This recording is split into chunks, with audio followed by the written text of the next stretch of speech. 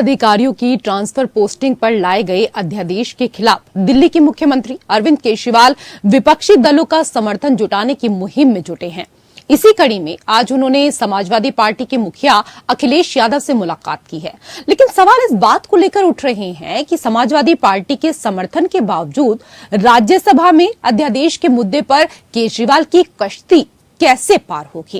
केजरीवाल कांग्रेस के साथ पींगे बढ़ाना तो चाहते हैं, लेकिन कांग्रेस अभी तक अपने सियासी नफा नुकसान पर उलझी हुई है। केजरीवाल को समर्थन के मुद्दे पर कांग्रेस दो धड़ों में बढ़ती हुई दिखाई दे रही है, जिसमें एक गुट का मानना है कि किसी भी सूरत में केजरीवाल का समर्थन कांग्रेस को नुकसान पहुंचाने वाला होगा। ऐसे में प्रश्न इस बात को लेकर है कि केजरीवाल की ये कसरत बगैर कांग्रेस के कैसे रंग लाएगी।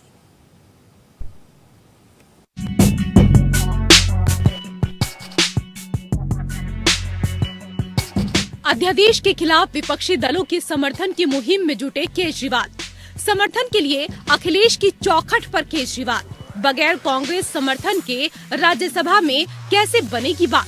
केंद्र सरकार की ओर से दिल्ली में अधिकारियों की ट्रांसफर पोस्टिंग को लेकर लाए गए अध्यादेश के खिलाफ दिल्ली के मुख्यमंत्री अरविंद केजरीवाल विपक्षी दलों को एकजुट करने की मुहिम में जुटे हुए हैं।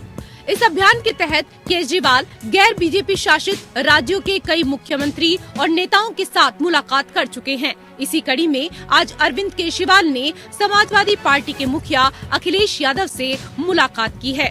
अरविंद केजरीवाल के साथ पंजाब के मुख्यमंत्री भगवंत मान, राज्यसभा सांसद संजय सिंह और राघव चड्ढा भी पहुंचे हुए थे।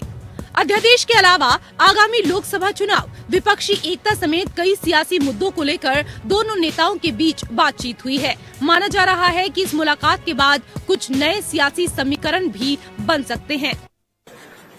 ऑफिसर्स की ट्रांसफर पोस्टिंग, कोई ऑफिसर काम ना करे तो उसकी डिसिप्लिनरी प्रोसीडिंग्स, गलत काम करे, भ्रष्टाचार करे, उसके खिलाफ एक्शन, नई पोस्ट क्रिएट करना, रेगुलराइजेशन करना, ये सारी जितनी भी शक्तियां थी वो सारी शक्तियां उन्होंने एक नोटिफिकेशन जारी करके छीन ली दिल्ली सरकार से, आम आदमी पार्टी की सरकार से।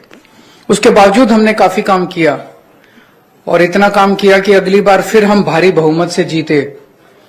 70 में से 62 सीट आई हम लोगों की। लेकिन 8 साल की कोर्ट कचहरी की लड़ाई के बाद 11 मई को सुप्रीम कोर्ट की संविधान पीठ ने, कॉन्स्टिट्यूशन बेंच ने 5-0 से फैसला दिया कि सारी शक्तियां चुनी हुई सरकार के पास होनी चाहिए।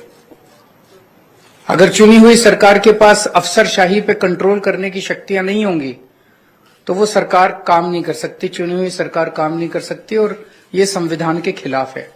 बहुत क्लियर ऑर्डर था, स्ट्रांग ऑर्डर था। हमें अपना अधिकार, दिल्ली के लोगों को अपना अधिकार पाने में 8 साल लग गए, लेकिन मोदी जी को 8 दिन लगे। 11 मई को सुप्रीम कोर्ट का ऑर्डर आया और 19 मई को प्रधानमंत्री जी ने अध्यादेश पारित करके सुप्रीम कोर्ट के ऑर्डर को कैंसिल कर दिया, पलट दिया। मैं उनको भरोसा दिलाता हूं कि दिल्ली का अध्यादेश जो आया है वो एंटी डेमोक्रेटिक है। इस ऑर्डिनेंस के जो सोच है वो एंटी डेमोक्रेटिक है। मैं आपको भरोसा दिलाता हूं कि समाजवादी पार्टी का पूरा साथ आपके साथ है। साथ ही साथ जो आप अच्छा काम कर रहे हैं शिक्षा के क्षेत्र में, स्वास्थ्य के क्षेत्र में, वो भारतीय जनता पार्टी को रास नहीं आ रहा। अच्छे काम को बिगाड़ने का काम, देश में अगर कोई काम कर रहा है तो वो भारतीय जनता पार्टी है। और आपके अच्छे काम को और अच्छी सोच को देख करके घबरा रहे हैं। उन्हें लग रहा है कि दिल्ली की जनता कहीं 7 बटे सन्नाटा न कर दे बीजेपी को, इसलिए आपके खिलाफ ये ऑर्डिनेंस आया है। मैं आपका सहयोग करूंगा, साथ दूंगा। हमारे जितने भी सदस्य हैं वो आपके साथ होंगे। अरविंद केजरीवाल और अखिलेश यादव की मुलाकात पब्लिक डोमेन में आने के बाद चर्चा इस बात को लेकर भी हो रही है कि अगर अध्यादेश पर समाजवादी पार्टी का समर्थन आम आदमी पार्टी को मिल भी गया तो इसका केजरीवाल को सियासी फायदा कितना होगा। क्या सपा के साथ आ जाने से केंद्र की ओर से अध्यादेश के प्रस्तावित कानून को राज्यसभा में रोकने में मदद मिलेगी? जवाब अगर नहीं है तो फिर इस मुलाकात के सियासी निहितार्थ क्या है? क्योंकि अध्यादेश के खिलाफ अगर अरविंद केजरीवाल को समर्थन जुटाना है तो कांग्रेस का साथ हर हाल में जरूरी है, क्योंकि बगैर कांग्रेस के सपोर्ट के केंद्र के प्रस्ताव को राज्यसभा में रोकना नामुमकिन है। और कांग्रेस का साथ अगर मिल भी जाता है तो उन्हें सभी विपक्षी दलों को साथ लाना जरूरी होगा। चलिए आपको बताते हैं कि राज्यसभा में सांसदों का समीकरण क्या कहता है। राज्यसभा सांसदों का समीकरण।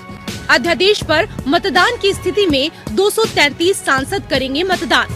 किसी भी पक्ष के लिए 117 सांसदों का समर्थन जरूरी। राज्यसभा में बीजेपी के पास अपने 92 सांसद, सहयोगी दलों के कुछ सांसदों का समर्थन भी बीजेपी को हासिल। विपक्षी दलों में कांग्रेस के पास सबसे ज्यादा 31 सांसद। राज्यसभा में सपा के केवल 8 सांसद। यानी इन आंकड़ों से साफ है कि अध्यादेश पर बगैर कांग्रेस के समर्थन के केजरीवाल की बात नहीं बनने वाली। कांग्रेस के साथ उन्हें सभी विपक्षी दलों के सपोर्ट की जरूरत होगी। लेकिन अभी तक का जो सियासी समीकरण कहता है कि कांग्रेस और आप के बीच बात नहीं बन पा रही है। केजरीवाल तो हसरत भरी निगाह से कांग्रेस की तरफ देख रहे हैं, लेकिन कांग्रेस अभी अपने नफे नुकसान का आकलन करने में जुटी है। जबकि हकीकत ये है कि केजरीवाल की पार्टी को समर्थन देने के मामले में कांग्रेस 2 खेमों में बटी हुई दिखाई दे रही है। एक धड़ा किसी भी कीमत पर आम आदमी पार्टी के साथ जाने के पक्ष में नहीं है। ऐसे में सवाल इस बात को लेकर उठ रहा है कि फिर केजरीवाल की इस कसरत का फायदा क्या होगा। अहम सवाल ये भी है कि क्या अध्यादेश की आड़ में अरविंद केजरीवाल मिशन 2024 के लिए विपक्षी एकता के मंसूबों को पूरा करना चाहते हैं। Bureau report, APN।